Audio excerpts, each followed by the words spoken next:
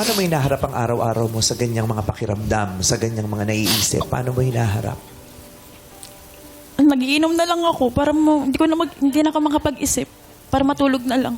Hindi natin ina-encourage yun na yung pag-inom. Pero alam mo, yun talaga, maraming Di ba katulad na na-share ko ng isang araw, Yes. yung mga nakakausap ko, mga construction workers or security guards, pagkatapos ng duty nila, shot sila kahit konti para antukin sila agad. Para bagsak na. Kasi pag-uwi. pagod na yung katawan, tapos pag-uwi, mag-iisip pa yung utak, gusto nila mapagod na din para diretso tulong pahinga na lang. Yeah. Wala nang iintindi. Still, hindi natin ina-encourage yun. Correct. Pero, yun ang Pantawid nila eh. Kailangan Pantawid. tumakas minsan eh. Kasi Takas talagang yun. mababaliw ka na eh. Sa ganyan, tatakas ka. Pero, wag mo ring uugaliing lagi kasi yung kalusugan mo, Oo di naman, mahalaga. liver mo. Diba? Hindi para sa kanila, kundi para sa sarili mo. You have to take care of your health. Especially you have kids. Diba? Actually, kasama niya rito yung kanyang dalawang anak at dalawang kapatid. Nandito rin ngayon sa studio. Nasaan? Ayun sila. Yung naka-red. Maaari kayong tumayo. Pwede tumayo. Tayo kayo. Ayan. Baby boy pa pala yung ilang taon na siya? 6 po. Korean din siya. Korean. Ako Rian. Hi. Ryan, kausapin mo, Ryan. Ay, hindi siya marunong mag-Korean. Ay, hindi pala siya marunong. Nagtatagalog na. Tagalog. Anong pangalan niya? Nathaniel. Nathaniel! Bakit po? Ay, Bakit po? Siyempre, tinatanong natin. Yes, Nakausapin natin siya. At least sumasagot yung mga bata. Minsan Yes. sumasagot kasi lagi nasa gadget. Correct. Tama yan, Tinawag anak. mo siya Tatanungin eh. bakit. Kasi ang gwapo mo. pogi mo. Pogi. Nathaniel! Magkano ang buko pandan sa Nathaniel? Ay, sorry. Hindi, kasi masarap ang buko. Magbubuko yung Masarap Cute yun. niya. Nathaniel. Nathaniel, ito si mami mo. Minsan naman nakikita mo malungkot si mami? Pagod na si mami? Opo. Love mo si mami? Opo. Alam mo, love ka ni mami, no? Opo. Oh, love ka ni mami at saka gagawin lahat ni mami para sa'yo, no? Sinasabi mo kay mami lagi, I love you? Opo. Amang nag-forward siya. Pwede ba naming marinig ngayon? I love you. Love you.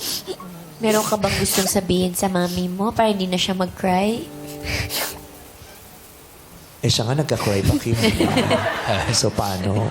Hindi yung I love you, madami na yun. Correct. Diba? Maraming ibig sabihin yan. Yeah, oo. At saka, yung I love you na yun ng anak mo, isang pangungusap, pero pinupuno ka Opo, nun. sobra.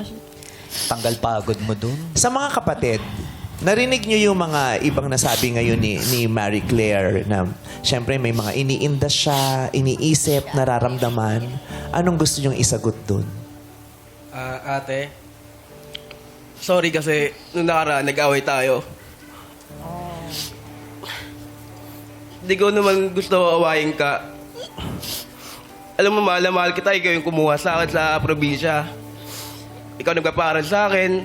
Kaya ngayon,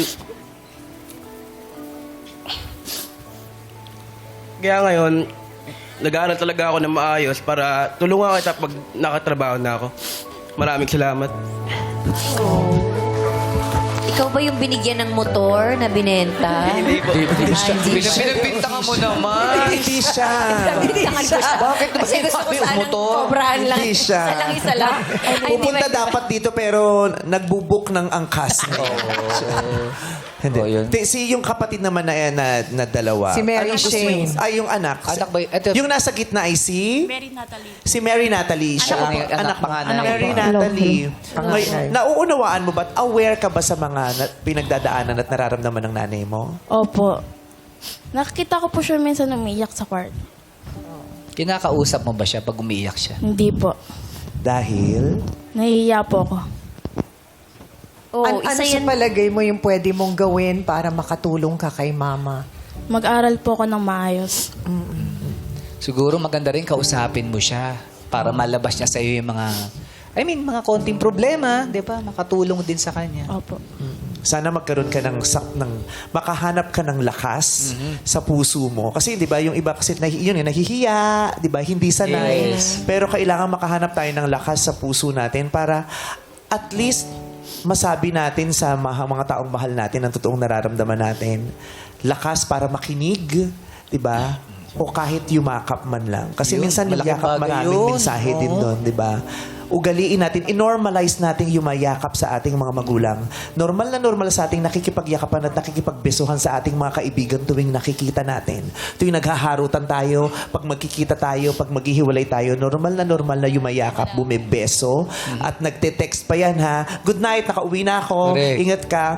Gawin din nating normal na ginagawa yan sa ating mga magulang, sa ating mga kapamilya, lalong-lalo na sa mga pagod na.